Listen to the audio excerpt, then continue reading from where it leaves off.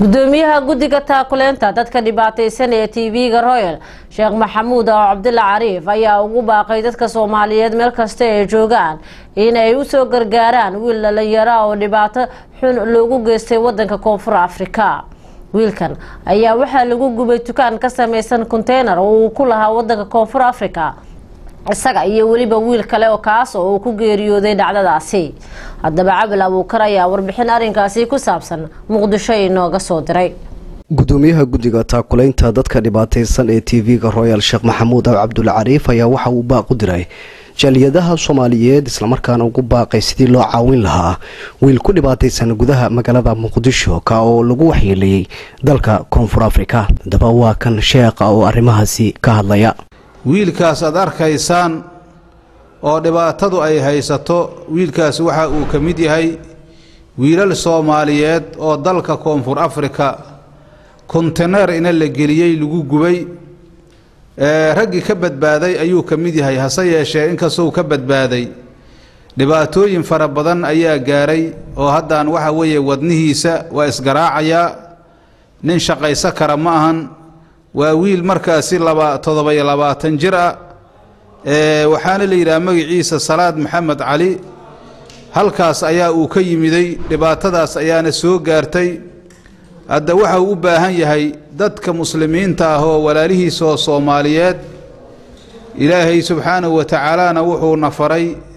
inaanu khayrka isugu kaalmayno iyo Ilaahay cabsidiisa inaanan isugu kaalmaynin sharta iyo dulmiga ayaa Ilaahay naga reebay. wixii Ilaahay nafaray inaanu isugu kaalmayno ayuu ka mid yahay adoon Ilaahay oo miskiina oo dhibaatadaas ay gaarto weeye nin shaqaysan jira weeye hadda laakiin shaqadii waa uu gabay. marka hadda waxa dadka Soomaalida uu ka rabaa oo walaalihiisa oo caalamka ku nool inay maartay garab qabtaan oo u gargaaraan inta Ilaahay subxaanahu wa ta'ala ka sokow marka waxa la rabaa wiilkaas in loo gargaaro oo loo gurmado Soomaalidu inay ayadu wax isu tarto Ilaahayna wax u taro. irhamu man fil ardi yarhamukum man fis samaa'i wa rasuulku alayhi salaam. adoomanka Ilaahay oo aradan ku nool u naxariista Ilaahay ha idin naxariiste markii anagu u naxariisano walaalaheena naga liita ayaa Ilaahay noo naxariisanaya. wax laga qiiroodana way tahay maxaa yeelay nin dhalinyaro iska shaqaysay ayuu ahay dhibaatooyinka ka dhacaya wadankaas Koonfur Afrika oo dhibaatada Soomaali qurbadu ay u geysatay iyo maartay dhibaatooyinka dawlad la'aanta iyo mashaakilka iyo dhibaatada ummadayna ku dhacday kamid tahay. hadda waxa weeye anagu inaan isu gurmano wax isu tarno ayaa noo khayr badan Ilaahayna oo wax nagu sii doona. hadda rasuulkeena waa tuu dhahay wallahu fi auni al-abd ma kana al-abd fi auni akhihi. Ilaahay adoonkiisa waa u kaalmaynaya kaalmadiisa ayuu ku wadayaa inta adoonku walaalkiisa muslimka u kaalmaynayo. marka waxa loo baahan yahay tacaawun in la sameeyo aad iyo aad ayaa maartay dadku ay noogu yimaadeen meeshan waxayna og yihiin inaad Soomaaliya daatihiin khayr Allah idin siiyo ragga iyo dumarka gaar ahaan dadka Soomaalida qurba joogta ah oo khayrka inay u gurmadaan dadka walaalahooda ay ka bixiyaan nolosha. hadii hadda maartay isbitaal iyo wax loo heli karo oo dhaqaalo amba wada lagu bixiyo la heli karana ninkaas dhalinyarada waa nin aad iyo aad u muhiim ah oo sharaf leh oo aqli leh oo mutacallima waliba. marka insha Allah ta'ala waxaan idin rajaynayaa khayr iyo jawaab degdega iyo in markaasi alxamdulillah loo gargaaro walaalkiina aad u gargaartiin ilaa idin gargaaro.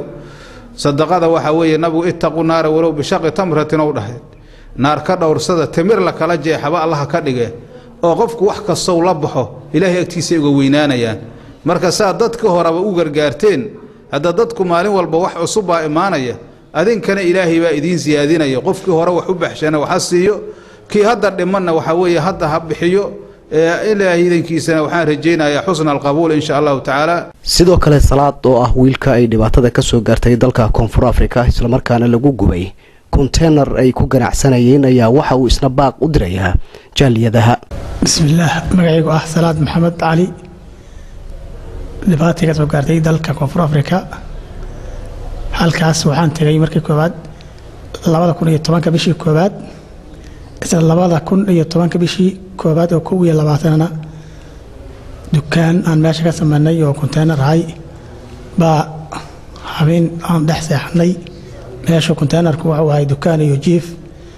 intaba uu noo ahay hoy halkaas ayaan waxaan ka kacnay mar qura 6 saac oo habeen saacada koonfur afrika markay ku baagnaad dukaankii wada hulxaya waxaan maagnay markaa irida ku kala ordo fura irida dusha kore ayay ka xireen oo bira iyo waxba u yimideen konteenarkana marka horeba waxay la yimideen shidaal iyo caagag basin iyo waxba inta la yimideen ay ku buufiyaan markaas ay dabka ku dooreen dibadeedna dabka gudaha noo soo galay oo korontada iyo wixii baa soo galiyay halkaas waan ka bixi weynay irida xiran sababta ah irida ayaa aad u xireed halkaas waxaa ka dhacay wixii ilaahay ogaay oo hadde ilaahay unbaa faahfaahi kara wax meesha lagu soo koobi kara maahan aniga iyo yar kale meesha ka wada shaqaynaynay baa meeshii waxaan ugu qabsaday dabkii oon cidna naga bixinayn halkaas yarkii wuu ku geeriyooday anigana aan garaab ayaa layga bixiyay sida lay sheegay anigu markaas ogaal ma lahayn oo haddii waa lay faahfaahiyay wixii meesha ka dhacay sidaas ayaa isbitaal lay dhigay 2 bilood ayaan koomba ku jiray alxamdulilah 2 bilood ka bacdi koombadii waa ka baxay adiga isbitaalka taqriiban 8 bilood baan 8 bilood ka bacdina waxay noqotay daruufaha meesha ka jira awgood in wadankii laga soo celiyo Soomaaliya markaas ilaa hadda waxaan aad iyo aad aan ugu dib qabaa waxa xagga caafimaadka dibku inta badan wuxuu uga gaaray maadaama meeshu naqaska iyo ay ku xirreed iyo aaryada iyo halka sanbabada iyo wadnaha iyo maskaxda ayuu aad oo gudaha iga saameeyay